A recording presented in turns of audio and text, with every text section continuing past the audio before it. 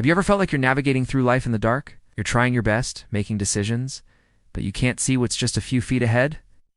It can be unsettling, even scary. What if I told you there's a light switch, a way to illuminate the path, not with a floodlight that reveals everything at once, but with a steady lamp that shows you the very next step to take? In many ways, that's what faith is. Today, let's explore why faith isn't just a nice idea, but an absolute necessity, especially through the lens of one of history's most influential figures, Jesus. Now, when we talk about faith, it's easy to get lost in complex definitions. But at its core, faith is simply trust. It's trusting that the chair you're about to sit on will hold you. It's trusting that the sun will rise tomorrow. We exercise faith every single day without even thinking about it. But the faith Jesus talked about goes deeper. It's a profound trust in something and someone beyond what our five senses can confirm. It's a trust in God's character, His promises, and His goodness, even when our circumstances scream the opposite. Think about the stories in the Gospels. Time and time again, Jesus points to faith as the critical ingredient. Remember the woman who had been suffering for 12 years? She believed that if she could just touch the edge of Jesus' cloak, she would be healed. She wasn't just hoping, she was acting on a deep-seated conviction. And what did Jesus say to her? "Daughter, your faith has healed you. Go in peace." He didn't say, "My power healed you," or "your luck changed." He credited her faith. It was her trust, her active belief, that connected her to the healing power that was available. This shows us the first reason faith is so essential. Faith is the channel through which we connect with the divine. It's like having a Wi-Fi password. The power, the help, the guidance, it's all there broadcast by God. But without the password of faith, we can't connect to the network. Faith is our personal access key. It's what opens the door to experiencing God's work in our lives.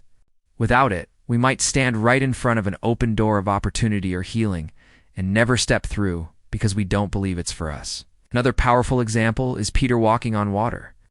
When Jesus called him out of the boat, Peter, filled with faith, stepped onto the stormy sea and did the impossible. He walked on water.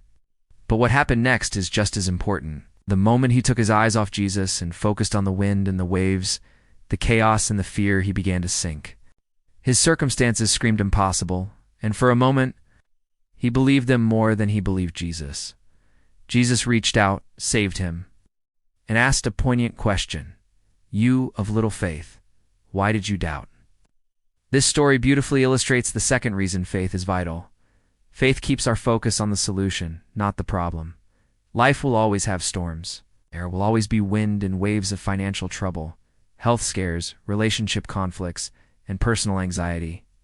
If we fixate on these problems, we will sink under their weight. But faith lifts our gaze. It encourages us to look at the one who has power over the storm. It's a conscious decision to trust in a higher power and a greater plan, even when the storm is raging around us. It doesn't mean the storm disappears instantly, but it means we can walk through it without being consumed by it. Now, some might say that's all well and good, but isn't faith just blind belief? Isn't it illogical? Not at all.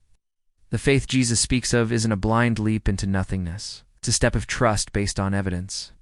We have the historical accounts of his life, the testimonies of countless people whose lives have been transformed, and the intricate design of creation all around us. Faith isn't about ignoring reality.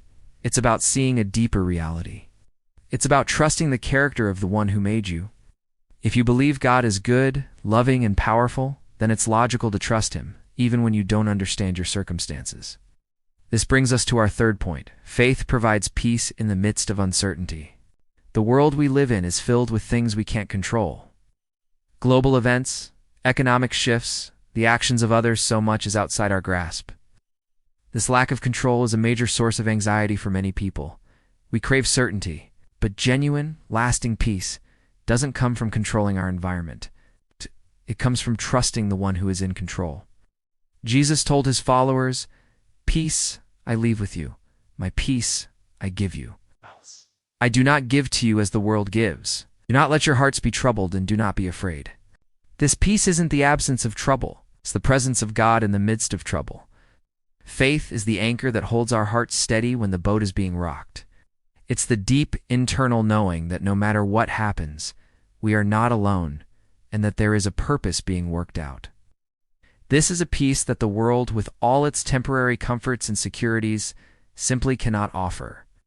It's a peace that comes from surrender and trust, not from control. So, how do we get this faith? If it's so important, how do we grow it? Jesus gives us a clue.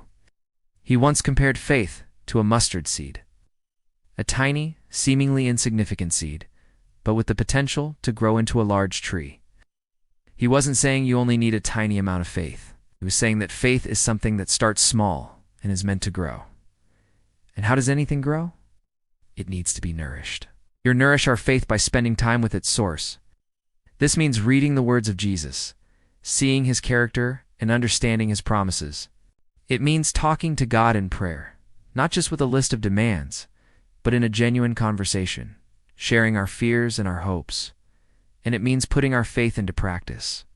Just like a muscle, faith grows stronger when it's exercised.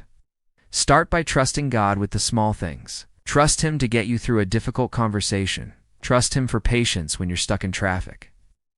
As you see his faithfulness in the small things, your capacity to trust him with the bigger things will expand. Think about the centurion who asked Jesus to heal his servant. He had such confidence in Jesus' authority that he said, "Just say the word, and my servant will be healed."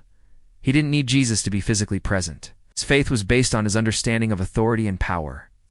Jesus was amazed by this, saying he hadn't found such great faith in all of Israel. This man's faith wasn't an emotional whim. It was a reasoned trust based on who he believed Jesus to be. This is the kind of robust faith that can truly change our lives. It's a faith that isn't shaken by every new headline or personal setback. It's a faith that gives us the courage to step out of the boat, the strength to keep our eyes on the solution, and the peace that surpasses all understanding.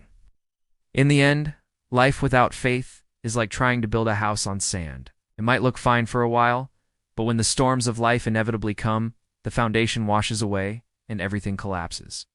Jesus concludes his famous Sermon on the Mount with this very image. He urges us to build our lives on the rock of his teachings, and the cornerstone of that rock is faith. Faith is not a magic wand that makes all our problems disappear.